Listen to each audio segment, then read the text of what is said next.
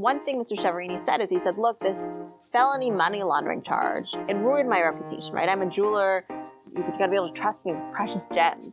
And I can't tell you how much it has already restored my reputation to have people know that the Stanford Supreme Court Clinic, right, the Stanford name, is representing me. I've had people calling me up who had severed ties with me years ago, telling me, I guess we were mistaken about you. And so that felt incredibly good for me and the students to sort of feel like whatever happens with this case, we'd already made a difference just by showing up and agreeing to represent someone. And to me, that's sort of the best use of the Stanford name I can think of, right? Using our resources to try to help restore the reputation of someone who had been targeted by the state in an unfair way. This is Stanford Legal, where we look at the cases, questions, conflicts, and legal stories that affect us all every day. I'm Rich Ford, here with Pam Karlan. Please subscribe or follow this feed on your favorite podcast app. That way you have access to all of our new episodes as soon as they're available. In this episode, we're going to talk about the U.S. Supreme Court, how cases come to the Supreme Court, and how the Stanford Supreme Court Litigation Clinic handles those cases and the clients behind some of the case titles. Joining us is Professor Easha Anand, who joined our faculty in 2023 as the third co-director of the Stanford Law School Supreme Court Litigation Clinic, and Gareth Fowler, a third-year law student who's been working with the clinic last winter and is continuing to work with the clinic in the spring. Eisha's had an incredible start to her career with us, having already argued 2 cases and gearing up for her 3rd case this month.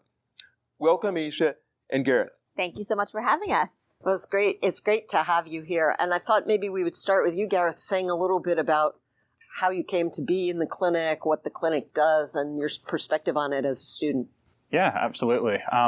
The short answer is it's the best thing ever invented for law school, although that's maybe not enough detail for the listeners.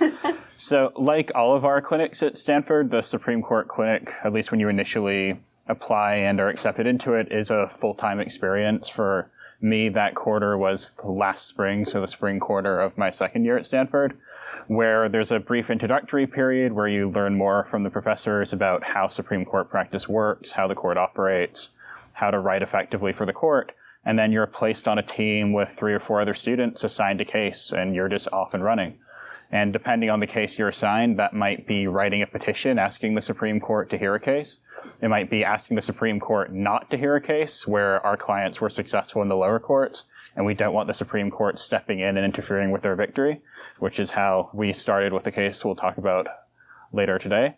Or it might be assigned writing the brief for a merits case the Supreme Court is going to hear, where you're writing, trying to convince the justices that your side is right, and then working with the instructors or whoever else is arguing that case to prepare for oral argument. So, Eisha, you came to the clinic last year and then joined us full-time this year.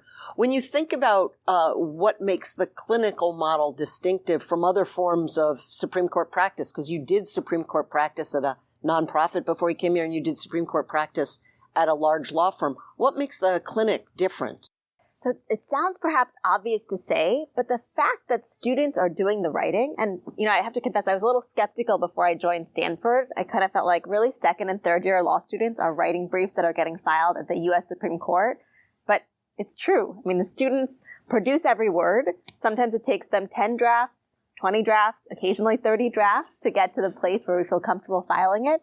But the fact that students are producing every word, I think both makes the work product actually much stronger, right? Because our target audience at the end of the day often is law clerks who work for the justices who don't look so different from our 2nd and 3rd year law students.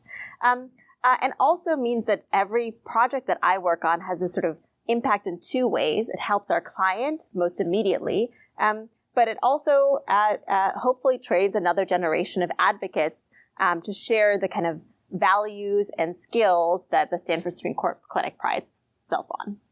So how do we get our cases?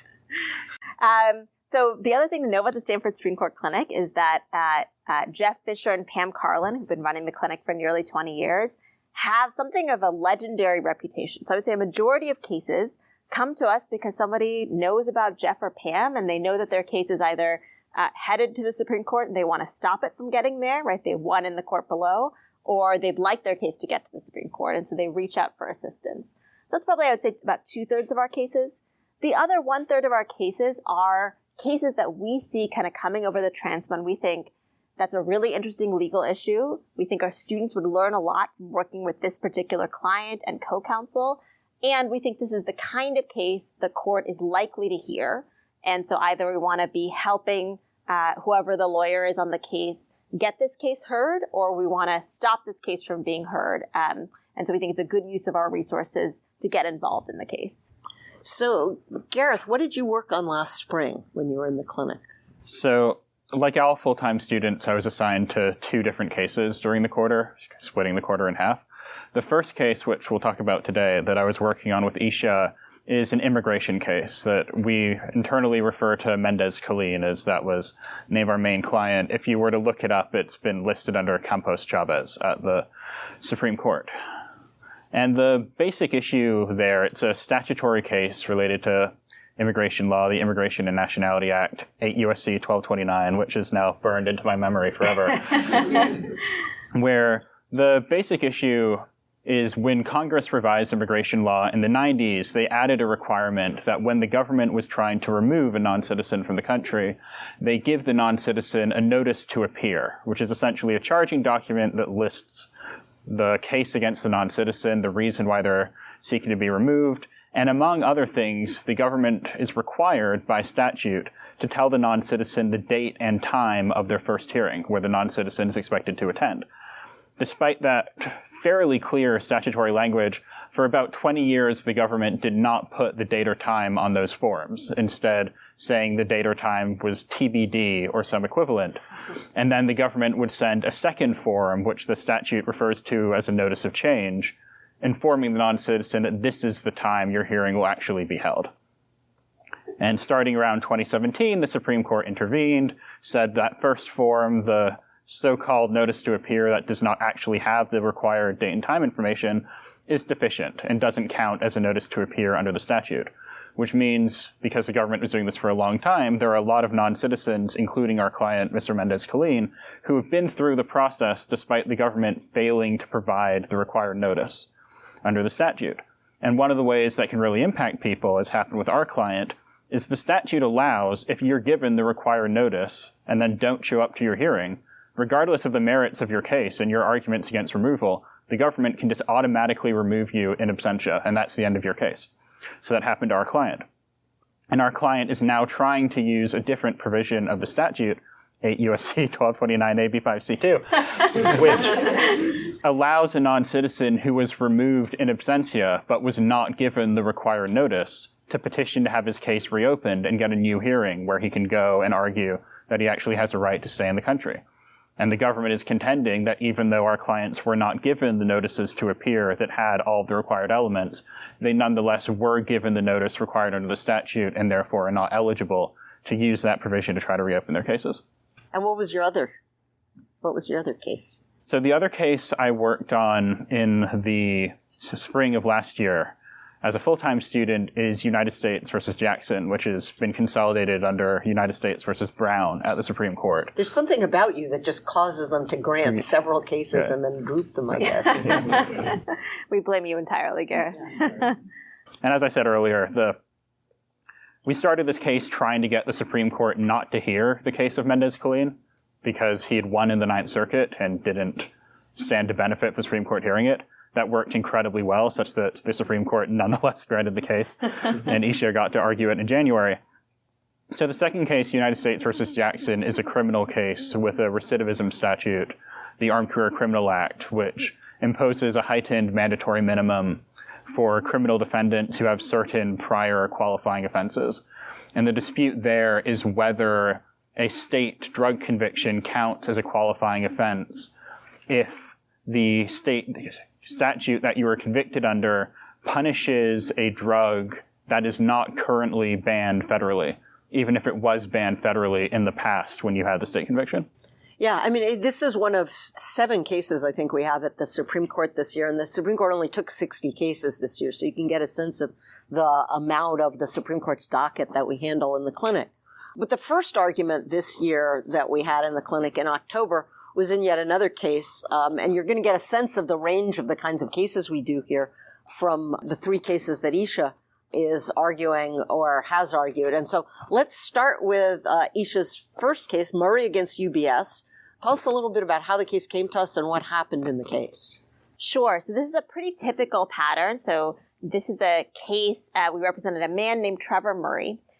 Trevor worked for UBS as an analyst, and kind of by federal regulation, he was supposed to be guaranteed some amount of independence. So the idea is that the kind of research branch of these banks is independent of the sales arm of these banks. You're not supposed to mix the streams to the point where the desks are physically separated.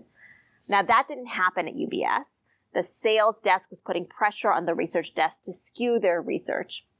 And so when they were publishing these reports and forecasts for the market, the sales desk was sort of pressuring them just to make certain products that UBS was pushing sound more favorable. So Trevor did what I think we all hope we would do if we were put in that position, which is that he reported it. He reported it to his supervisor. He said, I think what's happening here is illegal. And not 30 days later, he was fired from his job. That was almost 10 years ago now. So he filed suit under a provision of the Sarbanes-Oxley Act, which protects whistleblowers. It says you can't be fired because you reported misconduct. He won. So a jury believed him and awarded him a verdict. But on appeal, the court said the way that the jury was instructed in this case was inappropriate, and so we're vacating that verdict. So his really stellar trial lawyer happened to know someone who had worked with Jeff Fisher, our third co-director in the past, and said, hey, Jeff is really, really good. His clinic is really, really good at guiding cases to the Supreme Court. So that's how the case kind of came to us. So I argued the case in October. And what's unique about the Sarbanes-Oxley Act is it doesn't just say someone can't be fired because they reported misconduct. It explains exactly how that's to be proven. So first, the plaintiff, that is the person who was fired, has to show that his conduct, the act of reporting, was a contributing factor in the firing. Then the burden shifts to the employer to show, if they can, that they would have fired him anyway.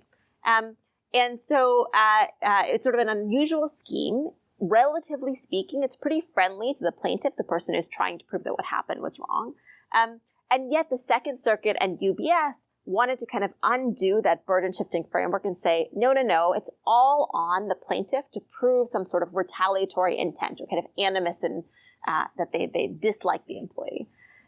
So I'm excited to report that we got a unanimous win from the United States Supreme Court.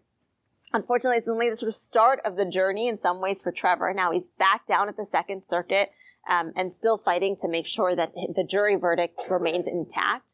But we're incredibly proud to get to represent him. And I think it was particularly meaningful for our students because, I think all of us will at some point be in a professional setting where we see something going on that perhaps doesn't seem right to us. Maybe it's illegal. Maybe it's not illegal, but we think it's just wrong. And I think it was really inspiring for all of us to get to work with someone who said something, suffered the consequences, and kept fighting. Yeah, I mean, it was a really interesting case. And it was your first argument at the court. That it was. I mean, you've done a ton of arguments, obviously, in the courts of appeals and in district court. What was different about arguing at the Supreme Court? So I think 2 things were really different for me about arguing at the Supreme Court. The first is the playing field is just much more open, right? When you argue in the lower courts, you have a lot more precedent to contend with because lower courts just produce a lot more cases. At the Supreme Court, often the reason that they agreed to hear the case is there's not a case that's squarely on point. And even if there are cases that are sort of adjacent, it's the Supreme Court. They can kind of do a little bit more what they want. And so whereas preparing for an argument in the lower court, you tend to go back and read dozens of cases that are kind of in the issue area that you're arguing over. At the Supreme Court, that's a much smaller part of your preparation. So that can be really exciting, right? You get to make many more arguments from first principles. You are not trying to sort of navigate between a bunch of kind of established rules. You're kind of telling the court what makes sense in the first instance. And it can be really daunting, right? Because there's much less you can take for granted. The other thing that was sort of unique about this argument is I was really aware of kind of the ways in which getting to the podium at the Supreme Court sometimes is considered this sort of, pinnacle of an appellate lawyer's career. And my experience around that is that, I hope that skill is some part of the mix. I hope that I was there in part because I had all this experience arguing appellate cases. But really made the difference in terms of my getting to be the one to argue this, it was the fact that Jeff and Pam, my co-directors, vouched for me. It was the fact that my client trusted in me. It was the fact that our co-counsel, who would have been kind of within his rights to say, I've litigated this case from day one, to say that he wanted to be the one at the podium. And as you'll hear, kind of, as Gareth alluded to, sometimes you kind of wind up at the podium because you didn't succeed at an earlier stage. Gareth and I really tried to keep the second case that I argued out of the Supreme Court. And the only reason I wound up arguing it is because we were unsuccessful at that.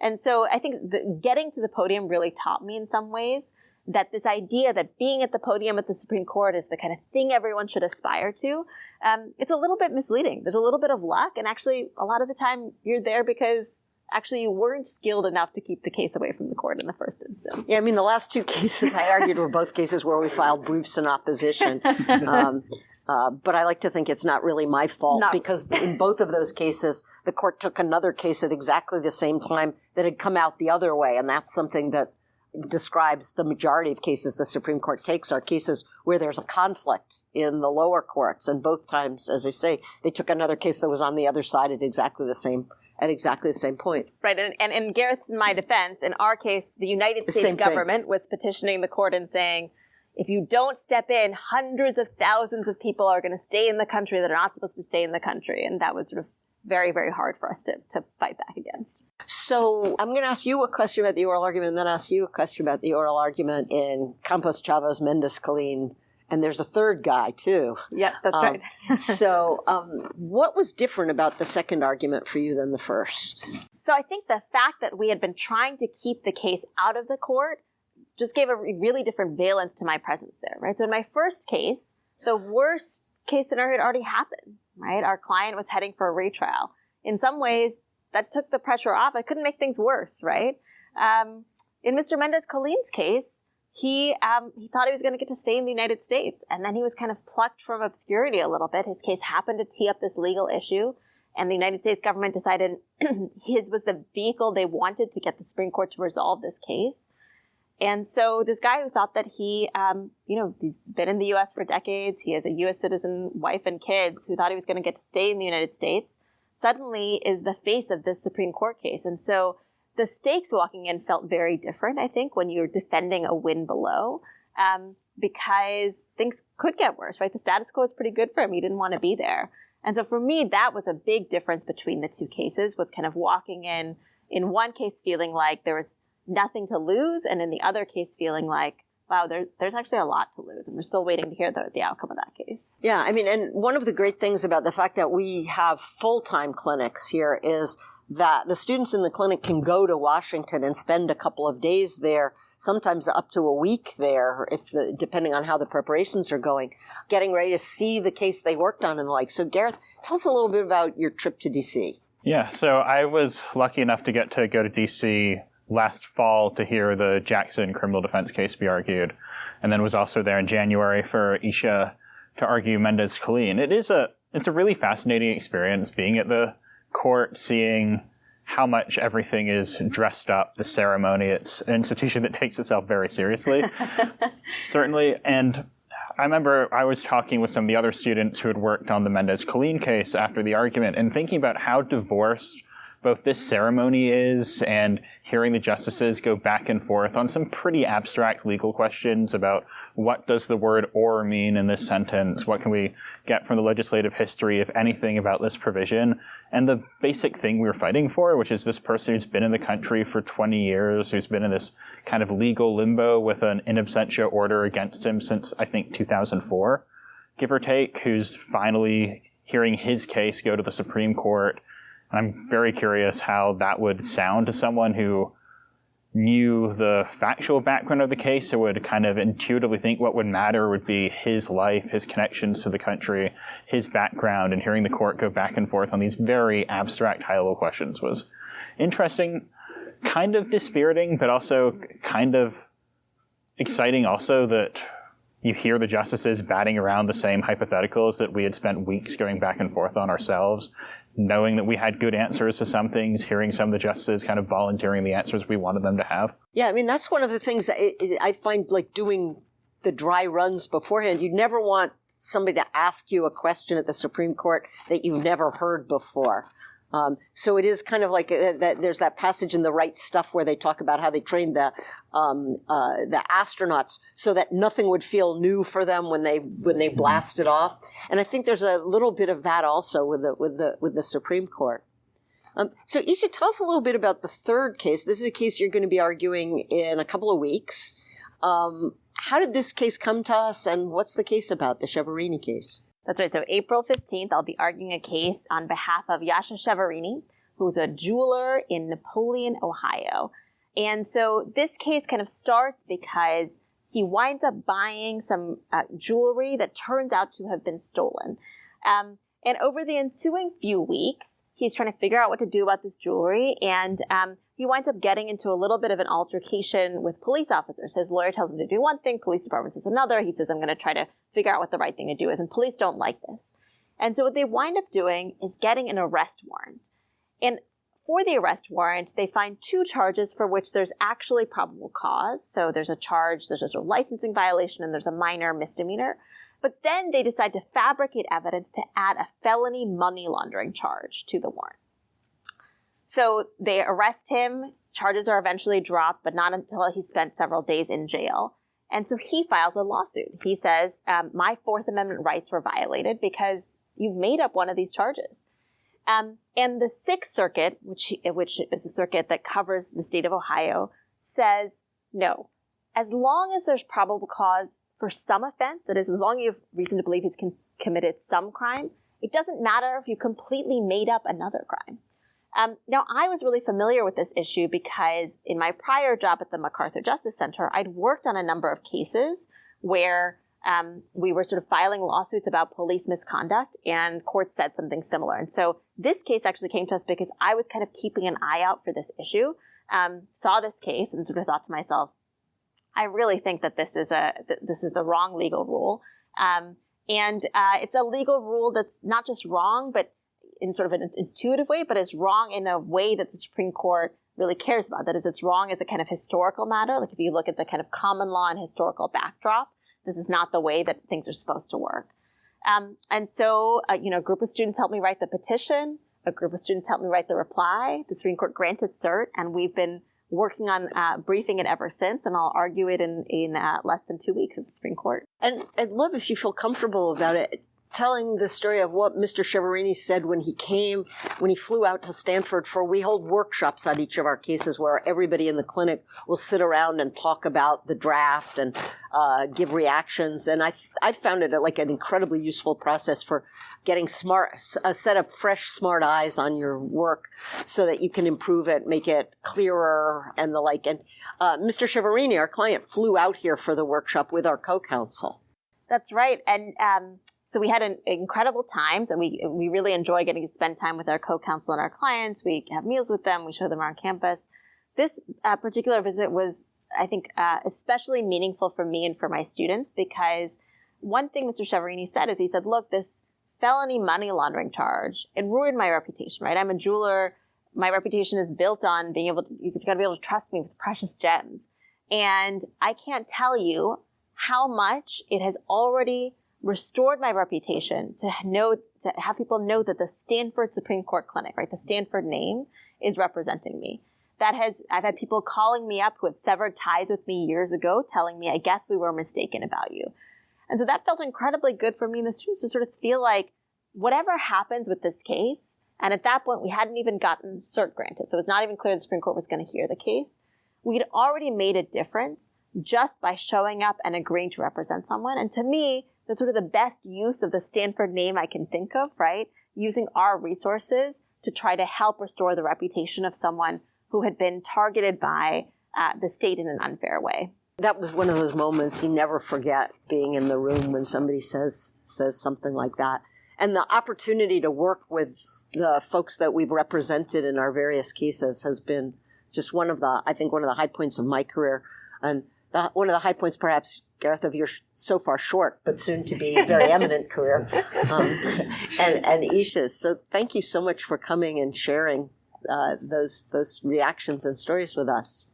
Thank you so much for having us. Thank you. We have time for a couple of questions if folks want to ask questions. Thank you so much. I am curious to know to what extent you are considering and contemplating the personalities or philosophies of the 9 justices in your preparation. Is it more, these are my 4 best arguments, these are the ones I'm going to hammer home regardless of who's on the bench, or is it more kind of active behind the scenes? I think these justices are gettable. These justices are kind of not really going to resonate with this argument. Here are the 3 that we think we can get to get to 5, and I'm going to sort of tailor and leave Easter eggs for these kinds of justices that we think we might be able to sway towards our side.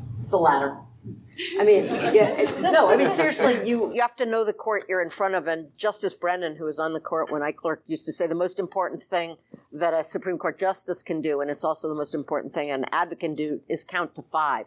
And so you know, one of the differences arguing at the Supreme Court rather than any place else is you know who your bench is going to be. In most courts of appeals, you find out when you walk into the room which 3 judges are on your panel, and you've written your brief months before, and you wouldn't know who's going to do it. So, I make different arguments today than I would have made in 1990 arguing a case. This court is more textual, or avowedly textual, I guess I should say. They're more avowedly historical. They are less likely to talk a lot about the legislative history and the like, and you have to take that into account. And one of the things that's changed over time is knowing who your 5th justice is. For a long time, it was pretty clear. It was Justice Powell, and then it was Justice O'Connor, and then it was Justice Kennedy, and then there was a very short time where it was Chief Justice Roberts. And now, I'm not sure that you necessarily know who your 5th justice is. Or your 4th. Or your 4th. Or your 3rd. Yeah. Thank you so much. I'm curious about, in the Mendez-Colleen case, what was the strategy for arguing against the government's argument that was quite consequentialist, saying that there's just going to be a lot of cases that come up? I'm curious, how do you navigate that legal argument? What was the strategy you all used? Well, we didn't succeed, so I don't know. So that was, I think, most relevant, the first stage of the case, where once the Supreme Court hears it, the consequentialist matters, but we can be a bit more aggressive, just arguing this is what the statute says. If you want a different result, Congress can change the statute, and that's sometimes persuasive. For the brief in opposition, where we were trying to convince the court not to hear the case, where part of what you're trying to say is that the Ninth Circuit got it right, so you don't need to disturb it, but also what you're trying to say is this issue isn't that important, which is kind of a weird thing to be telling your client. Like, we're going to tell the Supreme Court that your story doesn't matter, which is kind of part of the strategy. Or this case doesn't present the questions, it's too complicated, you don't want to get involved. So we tried to push back on some of that argument empirically, saying we don't know how many of these cases there actually are, we don't know how many of these people are realistically going to file to reopen their cases. And because ultimately all you get, if you succeed, is a hearing, this is only ultimately going to matter for people who had strong merits, reasons for staying in the country. So there is some fairness of, shouldn't we let these people who have a reason to stay in the country and who never got a fair hearing because they didn't show up to their initial proceeding get that opportunity? And then Mr. Mendez-Colleen's case is kind of complicated with a lot of different procedural dynamics in the lower courts in Arizona and an immigration court. So we try to amplify that as much as possible just to make the issue seem confusing and try to suggest to the court they might have problems really answering the core legal questions because of all the different facts and complications. But ultimately they did take the case. So yeah, and I think the other part, so that all of that is exactly right. The other thing I think we tried to say is, like, look, to the extent there are hundreds of thousands of these cases, it's because the United States government for decades just ignored the plain text of the statute. And so it feels like it's a little bit unfair for them to now come to you, Supreme Court, and say, well, this is really hard for us, when it was sort of a problem of their own making. We'll see how effective any of that was when the opinion comes out. But that was sort of part of the strategy, too. Yeah, I know that obviously before going up and arguing these cases, you're spending months, if not years, preparing, but let's say the week before, the night before, the morning of, is there anything that you do in particular that makes you feel set up for success? Well, the day of, I drink a lot of cranberry juice and eat bananas and nothing else because I know those things work for me and I'm not going to take any chances.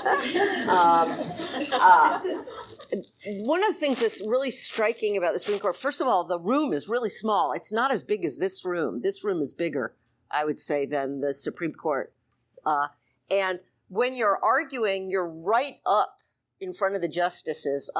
They're sitting down, but they're sitting down on a raised dais and the lectern. So you're looking them in the eye and everything, and you're totally unaware of anything else that's going on in the room. And it's a conversation with them. And so I only take up like one manila folder with me to the lectern. And I've written stuff on file cards, and I keep moving the file cards around. And by the night before the argument, I've kind of pasted the file cards onto the folder in an order where I've got like the statutes I want here and like, but once you're up there, the adrenaline keeps you going. What I do beforehand, I do at least 3 dry runs of the argument in front of people who ask me hard questions, and they don't pretend to be one of the justices. I mean, so it's not like somebody gets that, because then for many years it would have been whoever was playing Justice Thomas just wouldn't ask you a question, and then that's not useful. And now he always asks the first question in the current way the court operates. And so I try to practice with them, and then I try to walk around and talk the argument while I'm walking, because I find that makes you give shorter answers. And so that's really helpful. And then when I get to Washington, I always take a walk to the FDR Memorial and to the Martin Luther King Jr. Memorial, because those pump me up. And that's what I do. That's a great ritual. I love that. Maybe I'll adopt that. I'm lucky enough that my parents live outside of Washington, D.C., so they generally come down and have dinner with me the night before, which is at the very least good for taking my mind off the argument itself. More generally, I'm a pretty big believer. I don't always succeed in this, but I'm a pretty big believer that if you know something, you're going to know it by the day or two before the argument, and that last 24 or 48 hours, it doesn't make sense to cram. So before my very first argument, I actually decided to go to a conference out in Williamsburg, Virginia, and do a panel on something totally unrelated to the case, on the theory that it wasn't going to actually do me any good to sit and stew for the last 2 days before the argument. And then I've been lucky enough that at all 3 of my arguments so far, I've had students who've worked on the case there with me. And so often the night before or the morning of, I'll have some last minute thought about a hypothetical that I want to tweak, and we'll send Gareth a panicked email and get back always a really insightful and thoughtful response, and kind of getting that like one last reassurance that our strategy is the right one is always really helpful for me walking into argument. Yeah, I get a question at the moot I did in Georgetown and Bostock about I said in response to a question where somebody had asked me, well, wasn't homosexual sex illegal everywhere in the United States in 1964? So how could Congress have wanted to provide employment discrimination protections to gay people?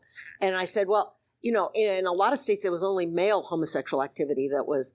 And somebody said, really? And so I thought I better get like the actual number on this. And so the 3 students who were on the team who were in Washington with me did a 50-state survey over the weekend before the oral argument of like, what were the sex laws of every state in 1964? See, so you got off easy, Gareth. but it was kind of interesting for them. I was wondering if you could speak on like student involvement in the long term in these cases after the clinical structure ends, and how that works.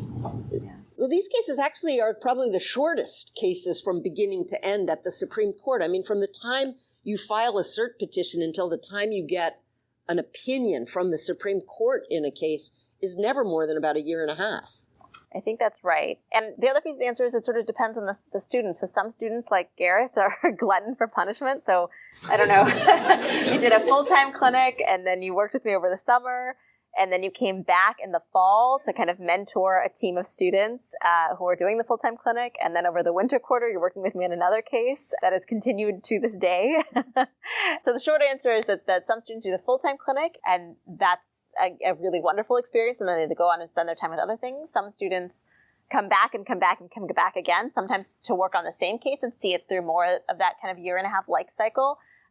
Sometimes to work on totally different cases because they're just excited about the clinic and the instructors and what we have on our docket.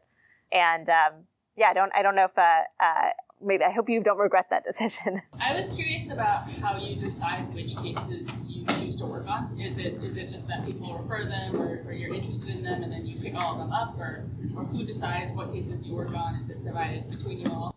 So we're looking for basically two things. The first is kind of pedagogical value, right? So will this be a case where students will learn something? Will they learn something from our co-counsel, right? We don't want to work with someone who's going to make it really challenging to actually dig into the substance because we're managing a personality, or who won't let students do real work. Will they learn something from the client? Across the kind of course of the quarter, will they get exposed to a lot of different kinds of cases, some civil, some criminal, some cert stage, which is the phase of kind of winning the cases the court hears, some on the merits. So that's kind of one axis we're looking at. The other one is kind of public service. Like, where do we think our researchers are going to do good? Where are they going to close a gap in resources between the two parties? Where will good lawyering matter, right? There's some cases that, unfortunately, no matter how exceptional, how much time our students put in, how much skill they put in, there's just no way the Supreme Court's going to hear the case for whatever reason. And we decide not to put our resources toward those cases. So we sort of try to balance those two pieces of the puzzle. And then our students, for their full-time experience, actually have no say in the cases that they work on. When they come back later on, they often can have a little more choice. But we believe that because of the way our clinic is structured, where every student has a kind of primary case they're working on, but is engaged in a bunch of other cases, that students kind of get the best of all worlds, where they really get exposed to all the cases. And it's really important to us to be able to kind of teach students how to dig into something that maybe they didn't know that they could know anything about or didn't care about before walking into the clinic. And we think that's part of the skill we're cultivating. Is we'll put you into a case that you may or may not have any interest or background in, and by the end of it, trust us, you'll be really passionate about this issue and know a ton about it, and a year later be able to recite the precise statutory subsection that you worked on. So thank you, Eisha and Gareth. This is Stanford Legal. If you're enjoying the show, please tell a friend and leave us a rating or a review on your favorite podcast app. It'll help us to improve the show and to get new listeners. I'm Rich Ford with Pam Karlan. Thanks, and see you next time.